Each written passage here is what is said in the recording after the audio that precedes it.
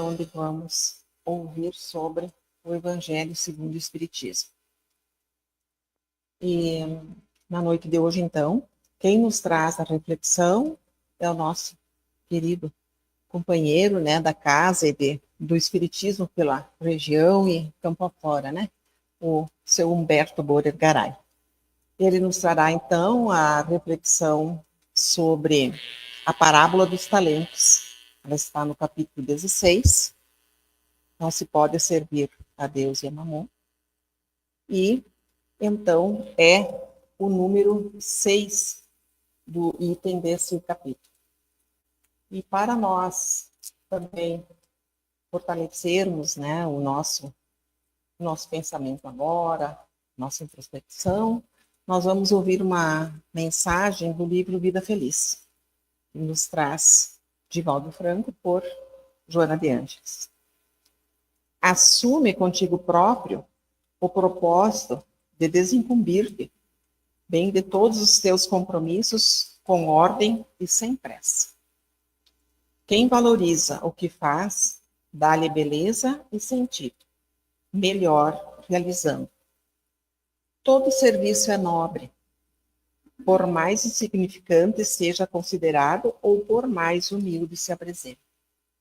O universo e o verbo, tão diferentes e antagônicos, são importantes na criação divina. Realiza cada tarefa com respeito e prazerosamente. E convidando a todos, então, que logo após a palestra nós temos o passe, né, que é realizado na sala ao lado, e quem deseja recebê-lo pode sentar-se mais à frente. E também o atendimento fraterno. Quem quiser conversar com o trabalhador, já se inscreve com os trabalhadores da portaria. Bom trabalho para todos nós.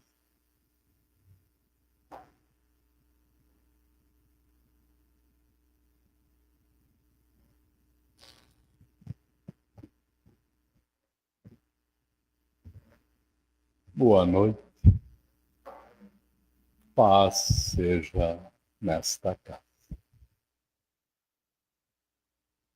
Nós abrirmos o Livro dos Espíritos, primeira obra da codificação espírita, no seu frontispício, nós vamos encontrar os princípios da doutrina espírita sobre a imortalidade da alma, a natureza dos espíritos, a sua relação com os homens, as leis morais, a vida presente, a vida futura e o porvir da humanidade.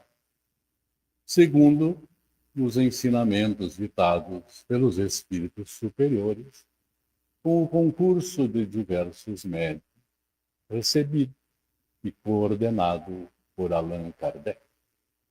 Por isso, chamamos sempre Allan Kardec o codificador da doutrina espírita. E o codificador, então, lá na introdução do Livro dos Espíritos, no seu capítulo 7, ele diz que o Espiritismo, a doutrina espírita, está toda dentro da existência da alma e do seu estado após a morte. A imortalidade da alma, o primeiro princípio da doutrina espírita. Claro que, se não tivéssemos nós uma alma, e esta alma não sobrevivesse aos fenômenos passados com o organismo físico, não teríamos espírito, não teria doutrina espírita. Estes ensinamentos seriam vãos, seria sem fundamento pregar-se sem esta existência. E traz o codificador, Kardec, porque a doutrina espírita ela não nos fala, não nos comprova que nós temos uma alma e que essa alma sobrevive ao corpo físico, somente na teoria traz os fatos. E estes fatos, mais precisamente, nós podemos encontrar na quarta obra da codificação, o livro Céu e Inferno, mais exatamente na sua segunda parte, quando o codificador vai conversar com espíritos já vivendo no mundo espiritual e ouvindo-os, sabendo das condições que eles estão vivendo agora, da forma como viveram aqui antes da desencarnação, estabelece então com facilidade esse paralelo. A consequência dessas fases da vida, a solidariedade desses momentos da vida, porque conforme vivemos aqui, é a condição da vida lá do outro lado. E também nós temos aqueles que convencionou-se chamar as obras complementares, obras que não se distanciam em nada dos ensinamentos do codificador Kardec, respeitam todos os seus princípios e aquilo que nos traz as histórias, os ensinamentos, eles são perfeitamente lições de espiritismo, porque, como dissemos, não se distanciam em absoluto da pureza doutrinária trazida por Kardec. Dentre estas obras, as, quem sabe, mais respeitadas e até conhecidas são a do espírito André Luiz, citadas através do inigualável Francisco Cândido Xavier, e também de Valdo Vieira, que fez belo trabalho para a doutrina espírita. E tem, nas obras de André Luiz, um conjunto de 13 obras que são chamadas A Vida no Mundo Espiritual. Na terceira destas obras, Missionários da Luz, ele está narrando daqueles seus momentos de laboriosos estudos lá no mundo dos espíritos, a tudo compreender, aprender e transmitir para nós. E ele está visitando, levado pelo instrutor Alexandre, um setor, uma área, um departamento que chama-se Planejamento de Encarnações. Lá, um trabalhador desse setor, Manassés, foi colocado junto com ele para explicar tudo o que acontecia. As pessoas, então, procuram esse setor quando estão no momento da sua reencarnação, no seu projeto, no seu planejamento, e neste ambiente é que eles vão ver os planos do seu organismo físico. Como que vai a necessidade que eles vão ter fisicamente para poder cumprir com aquela programação, com aquelas tarefas, com aquelas determinações, então que vão ser impressas no perispírito, no corpo espiritual, e este modelo organizador biológico do corpo físico vai fazer com que tome aquele formato e que traga aquelas condições de saúde, mais ou menos, conforme a necessidade de cada um. E, enquanto ele está conversando com Manassés, chega uma senhora e Manassés apresenta-se. Essa é a Anacleta, uma das nossas mais corajosas trabalhadoras. Mesmo que ela tenha demonstrado certa desgosto, digamos assim, com esta apresentação, Manassés continua dizendo: imagine que ela vai retornar ao corpo físico em breves dias, num serviço de profunda abnegação por 4 almas que há mais de 40 anos se debatem nas regiões inferiores, nas trevas das regiões inferiores. E ela diz então para ele que não era abnegação, era simplesmente o cumprimento do dever. Voltando-se para André Luiz, diz a ele que uma mãe que não completa o serviço de amor com os filhos que o pai lhe entregou, ela deve ser forte para recomeçar a tarefa. E este é o meu caso. Ela não se deve falar em sacrifício quando é uma obrigação. Um verso mais um pouco. Ela se diz muito feliz e satisfeita com o molde do corpo físico, tanto dela quanto dos filhos que ela vai receber, se retira. E Manassés, então, falando com André Luiz, diz: Anacleta é um exemplo vivo de ternura e de devotamento, mas vai voltar ao corpo físico, na necessidade de algumas retificações no coração materno. Em outros tempos, ela,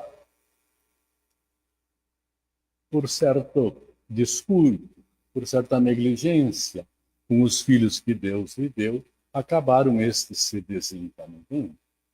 Ela tinha um marido que era um homem trabalhador, homem probo, e que, apesar de abastado, não se afastava do seu comprometimento com a sociedade, e era sempre um exemplo vivo de energia produtiva.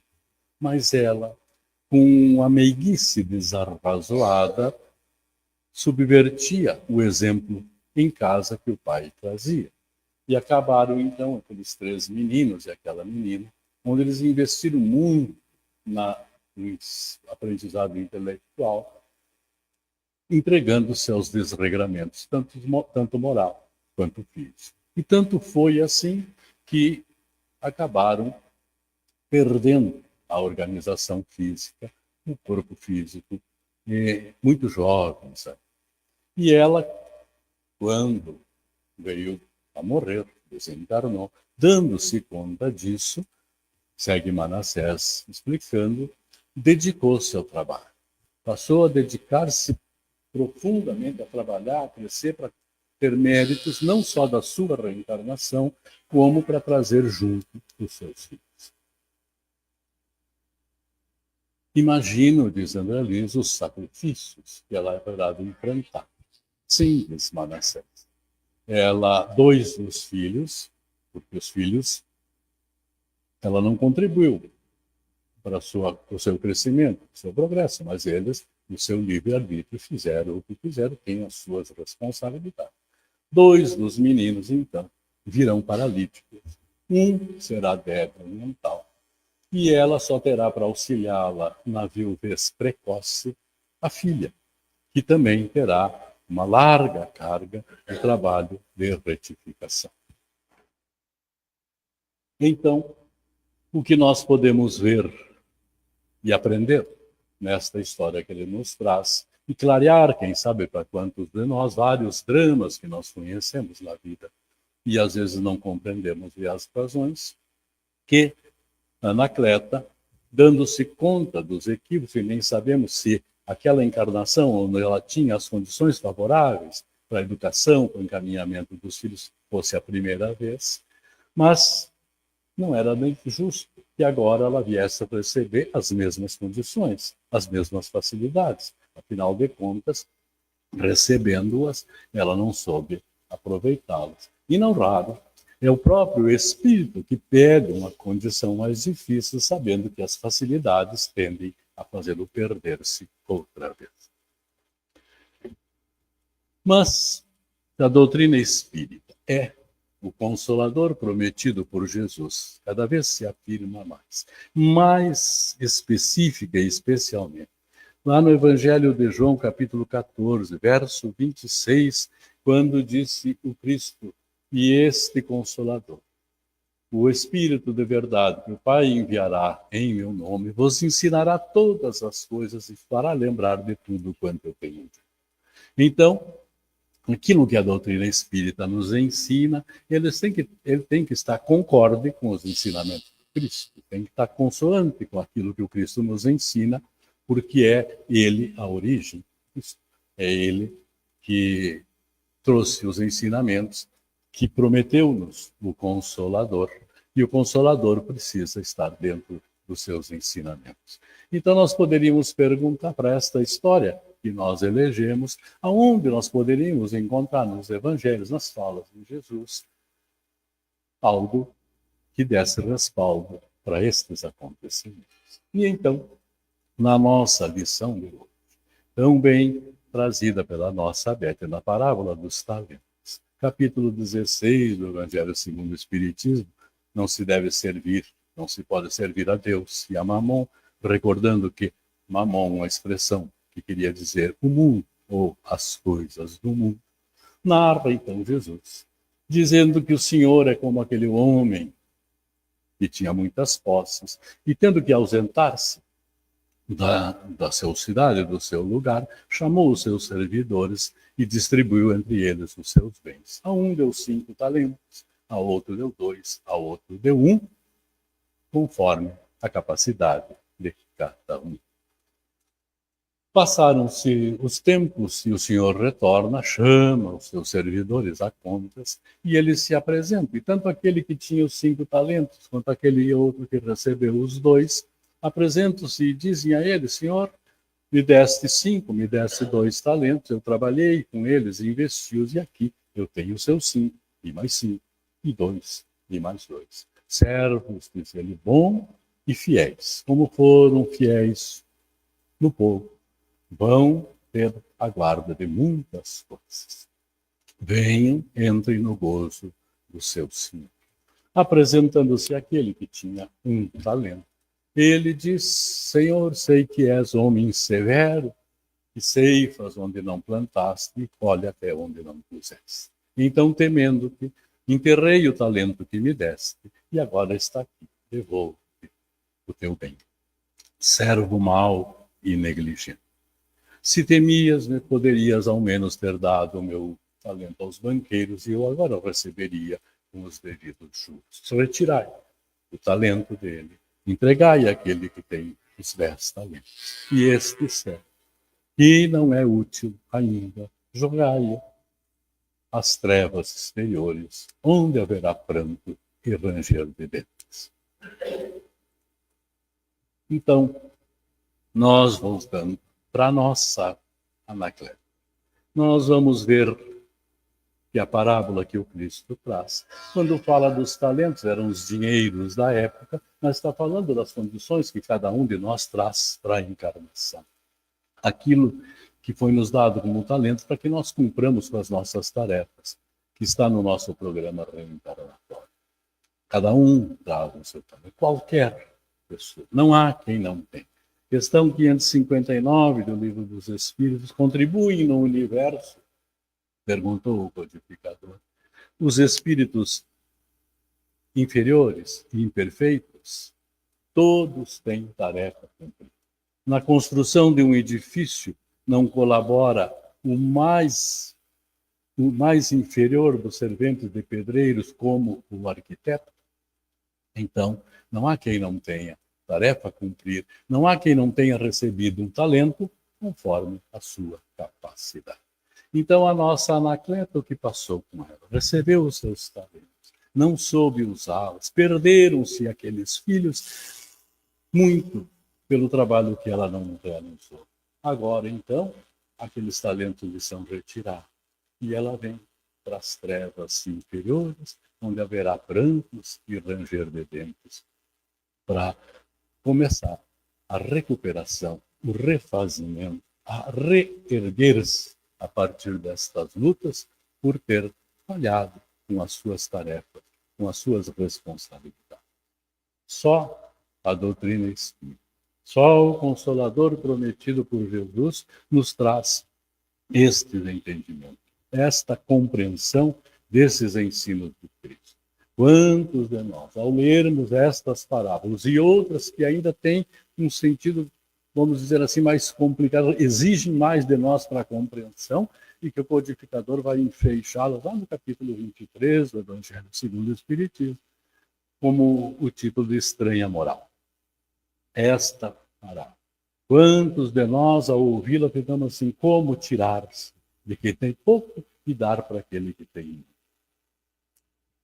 Nós, corações generosos, que somos todos nós, nos tocamos com isso. Então, nós, se não trazermos a reflexão sobre esses pontos, a doutrina espírita nos chama a fé raciocinada, nós podemos até dizer que cremos, que aceitamos. Mas até onde vai esta fé? Enquanto são retirados os talentos dos outros, ela se sustenta razoavelmente bem conosco. Mas quando chega a nossa vez de entregar os talentos, é raro que ela não vacile e que nós não nos coloquemos numa posição de vítima, de abandonados por Deus esquecidos.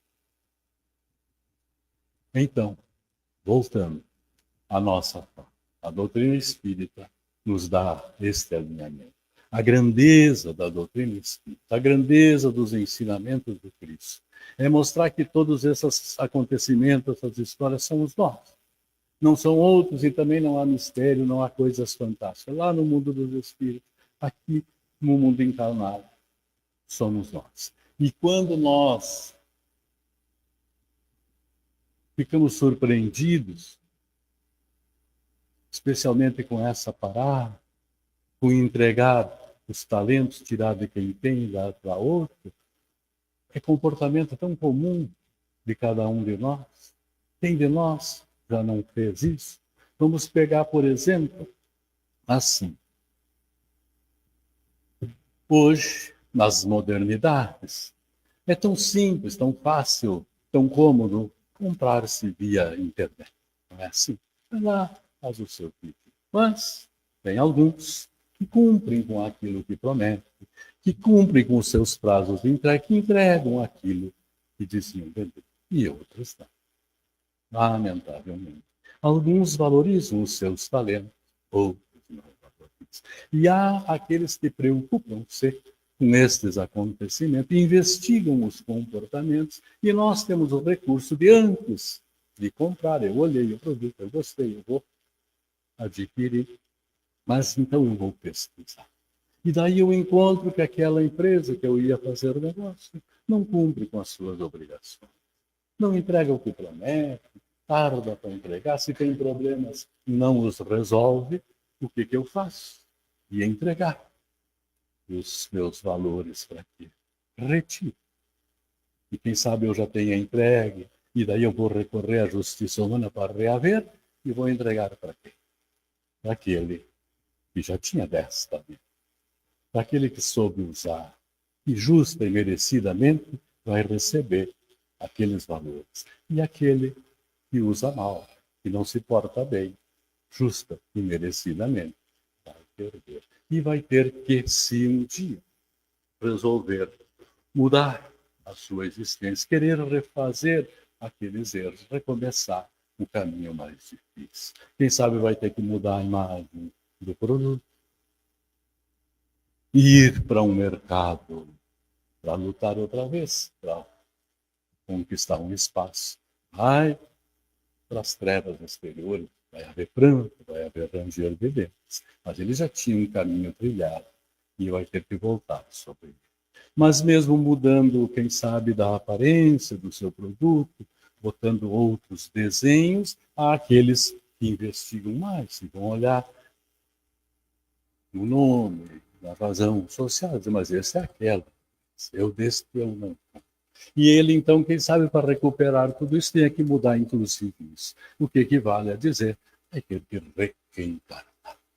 Vai ter que recomeçar, sem as facilidades que já tinha. E somos nós. E justo, não é errado defendermos. Então, retiramos desse e entregamos para aquele que merecidamente faz a sua tarefa. Dizíamos nós. E diremos mais uma vez que só a doutrina espírita nos faz refletir sobre esses pontos, especialmente sobre os ensinos de Jesus.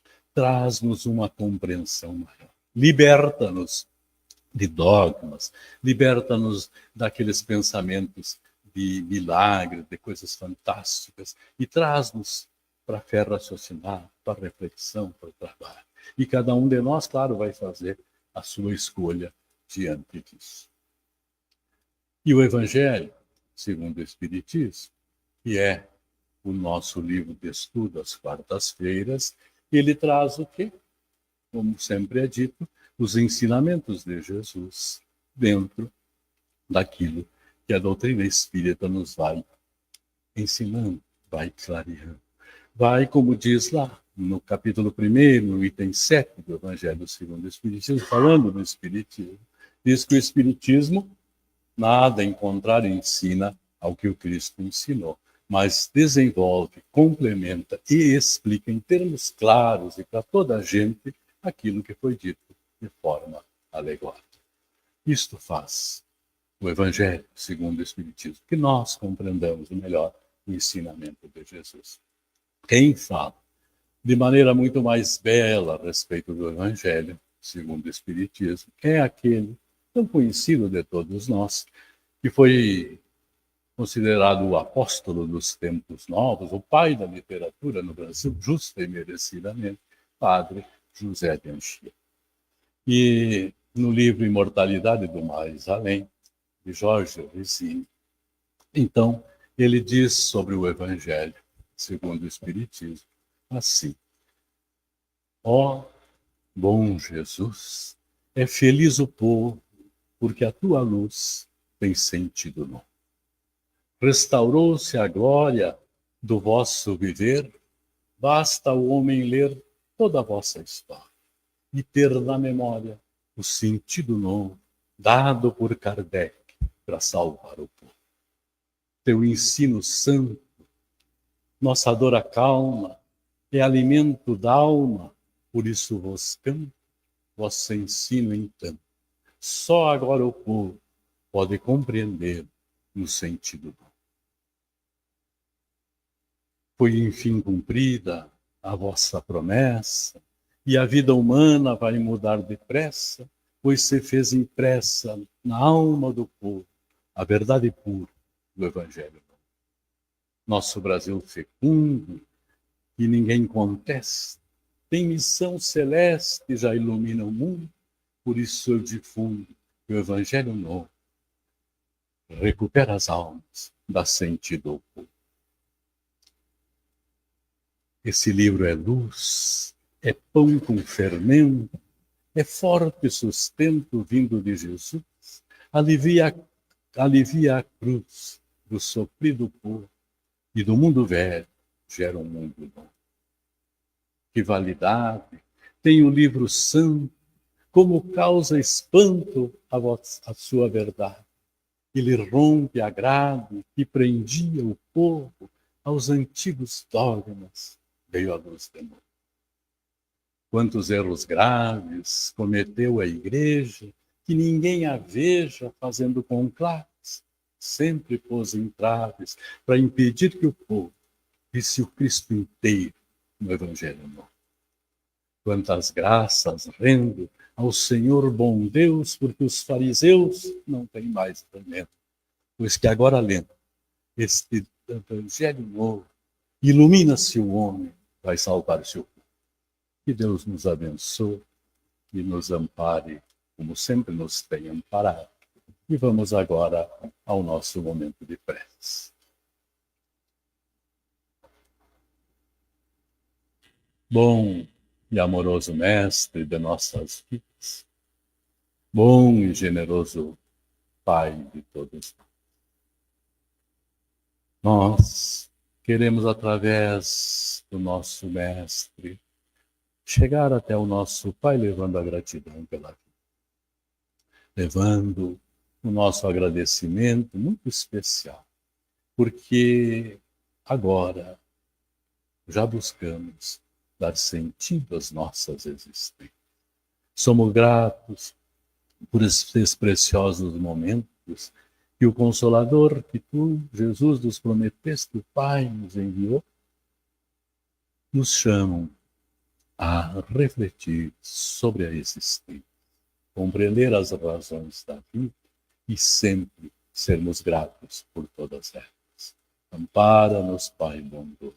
Nossas almas ainda são fracas, mas nosso desejo é de sermos melhores a cada momento, melhores que nós mesmos. Fortalece-nos um bom propósito, ampara-nos especialmente quando desejamos fazer o bem aos nossos irmãos, forma de gratidão que podemos demonstrar por tudo que nos tem dado.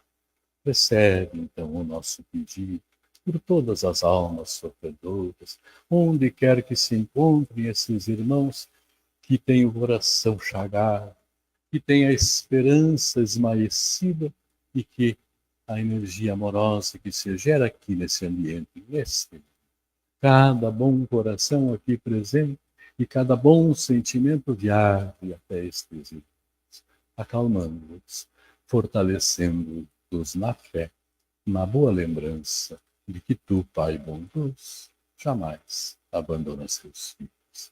Te agradecemos mais uma vez e te rogamos um amparo mais especial ainda aos nossos queridos, aqueles que colocaste junto de nós para esta jornada, e que não sejamos nós jamais a faltar com a nossa obrigação de fazer o bem, de abnegar-nos no serviço de crescimento de cada um, de sermos sempre para nós e para os outros instrumento da tua paz. Obrigado, Senhor, que assim seja.